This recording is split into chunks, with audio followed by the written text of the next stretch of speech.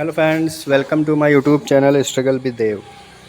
दोस्तों, child development and pedagogy के जो क्वेश्चंस हैं आज के, वो बेहद ही महत्वपूर्ण हैं, क्योंकि ये आपका पेडागोजी का सेक्शन भी अधिक से अधिक कंप्लीट करेंगे और ऐसे प्रश्न आते हैं सीटेट एग्ज़ाम में, तो इनको अच्छे से पढ़िएगा।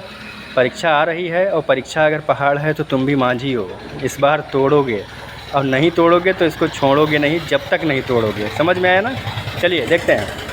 पहला प्रश्न है, एक शिक्षक अपने शिक्षण को आनंदमय, मतलब शिक्षण कार्य को आनंदमय एवं रोचक बनाने का प्रयास कर रहा है, तो उसे शिक्षा का माध्यम कैसा बनाना चाहिए? शिक्षक केंद्रित, विद्यालय केंद्रित, उपयुक्त सभी या बाल केंद्रित? देखिए, उपयुक्त सभी नहीं हो सकते, क्योंकि शिक्षक केंद्रित शिक्षा कभी नहीं होनी चाहिए। बाल केंद्रित, बच्चा भगवान, चाइल्ड इज गॉड हमेशा याद रखिएगा। ठीक है, तो सी ऑप्शन बिल्कुल सही। अगला प्रश्न है, शिक्षण एक त्रिध्रुवीय प्रक्रिया है, यह कथन किस मनोवैज्ञानिक का है? ब्लूम, जॉन डेवी, मोनेरो एवं दोनों। तो भैया ब्लूम और जॉन डेवी दोनों ने बताया शिक्षण त्रिध्रुवीय प्रक्रिया है, शिक्षक, शिक्षार्थी और विषय वस्तु। ठीक है, तो यहाँ पर डी ऑप्शन सही है। शिक्षा का अधिकार अधिनियम 2009 भारत में कब लागू हुआ? तो 2010 में लागू हुआ। सुपरटेट में एक बार आ चुका, बहुत महत्वपूर्ण प्रश्न है। ठीक है, सीटेट में आ सकता है 2010।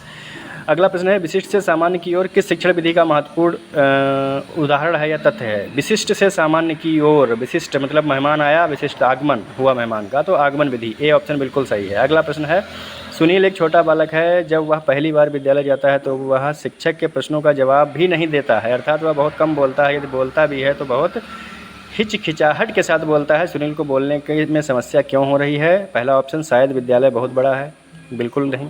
सुनील अभी बहुत छोटा है, कोई मतलब नहीं। सुनील के घर पर बोलने व खुले अवसर उपलब्ध नहीं हुए होंगे, क्योंकि सुनील के बोलने में शर्म आ रही है। देखिए, यहाँ पर जो सी ऑप्शन है बिल्कुल सही है। जब बच्चों को घर में आप बोलने के अवसर देंगे, ठीक है, बच्चे बोलेंगे, बातचीत करेंगे, समाज से जुड़ेंगे, तभी बाहर भी बोल पाएंगे, तो सी ऑप्शन बिल्कुल सही। अगला प्रश्न, जॉन डीबी द्वारा प्रगतिशील विद्यालयों को क्या कहा गया? लैब स्कूल कहा गया, बिल्कुल रट के रखिएगा। ठीक है, जॉन डीबी ने प्रगतिशील विद्यालयों को लैब स्कूल कहा गया है, और जो प्रगतिशील शिक्षा हम बच्चों को सक्रिय अन्वेषक बनाती है, सक्रिय अन्वेषक होते हैं प्रगतिशील शिक्षा के अंतर्गत जो वाला लगाते हैं। ठीक है, अगला प्रश्न है, नैमिष सर कक्षा में संज्ञा पढ़ा रहे हैं। नैमिष सर द्वारा पहले यह बताया जा रहा है कि ताजमहल देखना है तो आगरा जाना पड़ेगा। आगरा एक स्थान का नाम है और देखने के लिए जो गए उनका नाम अमित सर है, जो एक व्यक्ति, अतः नैमिष सर द्वारा पहले उदाहरण प्रस्तुत किया जा रहा है, तो नैमिष सर का पहले उदाहरण यानी कि आगमन विधि है ना, बहुत अच्छी विधि होती है आगमन विधि, इससे बच्चों को अच्छे से समझ में आता है। ठीक, तो डी ऑप्शन सही है। एक शिक्षिका द्वारा अपने कक्षा के एक बालक ऋतिक का आकलन करने के लिए बचपन से लेकर 5 वर्ष तक की समस्त क्रमिक जानकारियों को संग्रहित करना पड़ रहा है, जिससे बालक की उस क्षेत्र की प्रगति की संपूर्ण जानकारी मिल सके। शिक्षिका द्वारा इस प्रकार का आकलन क्या कहलाएगा? तो भैया पोर्टफोलियो कहलाएगा, बिल्कुल। क्रमिक जहाँ पर दिया होगा बचपन से लेकर के, मतलब एक क्रमिक बद्ध में उस क्षेत्र की आकलन करना, तो पोर्टफोलियो के अंतर्गत आता है। ठीक, अगला प्रश्न है, एक बालक को विद्यालय में सीखने के अवसर उपलब्ध कराए जाने चाहिए, शिक्षक के द्वारा, खाना खिलाकर, स्वयं करके, ये भी दोनों। देखिए, यहाँ पर स्वयं करके, बच्चों को स्वयं करके अधिगम बहुत अच्छा होता है। ठीक, करके सीखें। अगला प्रश्न है, सोनाक्षी एक होशियार बालिका है, वह प्रतिदिन विद्यालय जाती है, लेकिन जब एक दिन उसका मन विद्यालय जाने का नहीं होता है तो वह एक योजना बनाती है कि उसके शिक्षक आज विद्यालय नहीं आ रहे हैं।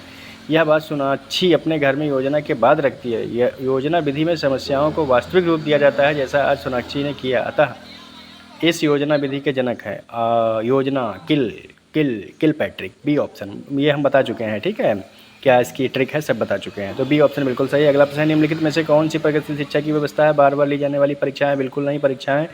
परीक्षाओं में अच्छे अंक, बिल्कुल नहीं। इस विषय को कंठस्थ करने पर बल, कतई नहीं। समय सारणी और बैठने की व्यवस्था में लचीलापन, बिल्कुल। प्रगतिशील शिक्षा कहती है कि शिक्षण व्यवस्था लचीली होनी चाहिए, तो यहाँ पर डी ऑप्शन सही। अगला प्रश्न है, प्रोजेक्ट प्रणाली का प्रयोग निम्नलिखित में से किस शिक्षा पद्धति के अंतर्गत आता है? प्रोजेक्ट प्रणाली, प्रगतिशील शिक्षा, मुगल कालीन, वैदिक, पारंपरिक, नहीं, प्रगतिशील शिक्षा प्रोजेक्ट प्रणाली का मतलब है। ठीक है, ए ऑप्शन सही है। फिर है नेक्स्ट प्रश्न, बाल केंद्रित शिक्षा के अंतर्गत बच्चे सामान्यतः क्या करते हैं भैया? वैयक्तिक रूप से, समूहों में, मुख्यतः शिक्षक से, वैयक्तिक और सामूहिक दोनों, वैयक्तिक और सामूहिक दोनों रूपों में सीखते हैं। तो ये आपका सेशन था, अच्छा लगा होगा तो भैया जरूर इसको पढ़िएगा, शेयर करिएगा, और मिलते हैं फिर नेक्स्ट वीडियो।